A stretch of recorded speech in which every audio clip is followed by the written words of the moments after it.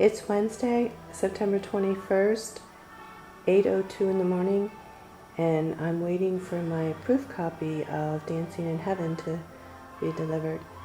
I feel both excited and nervous and can't really distinguish between the two. What you're looking at is a stack of all the drafts that I printed out and edited over the past year. You can see the top stack is how thick the actual manuscript is, so maybe there's 10 versions in there. Not very e-friendly, environment friendly, but you know, for me, I have to sometimes sit with a paper in front of me and a pen in my hand. Wow, it's raining. Can you hear it? I don't know if that's a good omen or a bad omen.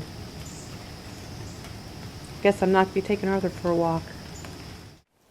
That stack of papers I showed you a few minutes ago is headed for the recycle bin, but don't worry, I haven't thrown everything out. I moved all my files. I cleaned my files yesterday and moved everything into the basement. I have original drafts, and here, I'll show you something. This is a folder from college. When I was there in 2005, I started Annie's story as a short story collage for a creative writing class. Annie was still alive at the time, and mostly I was dealing with, memories of her and the, impact that she had on my life and those kind of things. This is the notebook that I first, gathered everything together. It was probably my very first roughest draft because I had these pages when I was trying to piece the parts of the story together. I had these pages for chapter, the present story, which is what begins each chapter, and the past story or the vignette, which is the second half of each chapter. And I tried to fit the pieces together, and they traded places. These pieces switched all around throughout the process of writing it.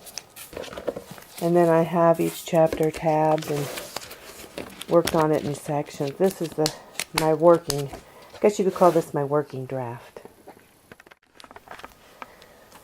This one probably contains my first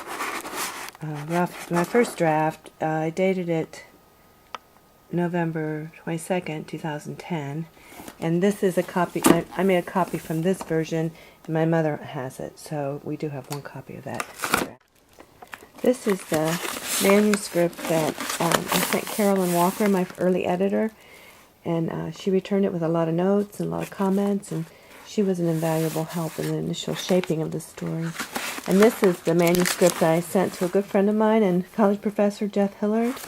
He did final copy editing for me, so I wanted to keep all his notes of interesting things I thought you might like to see. This is the chart my mom started keeping when we first brought Annie home from the hospital, and she was trying to administer her pain medicines. She was trying to keep track of when they were due. And things from MRDD chart. It's actually DDS now, developmental disability. This is Annie's medical records from her physician, which includes her hospital records. I used all this in writing the story. And these are earlier records from Annie's initial diagnosis, along with some research I did on encephalography, neuroimaging. I guess it's not encephalography. I don't know what exactly it's called. Pneumoencephalography. Kind of nasty stuff. This is the hospice records from hospice, and they kept really nice detailed notebooks that were very helpful to me when I was trying to reconstruct Annie's final days.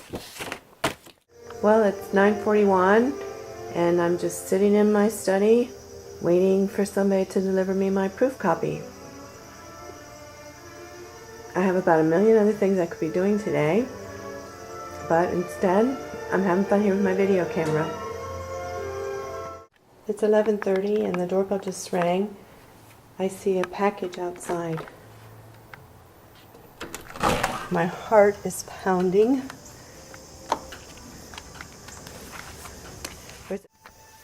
Well, now I have my package. And I'm gonna open it. I'm nervous. They Create Space told us that the cover might not look good because of the printing process, and Anna used transparencies, and oh, I'm really nervous. I hope I like it, but I'm a little bit worried I'm not going to. But Anna said she could fix it. Oh, I hope I don't cry.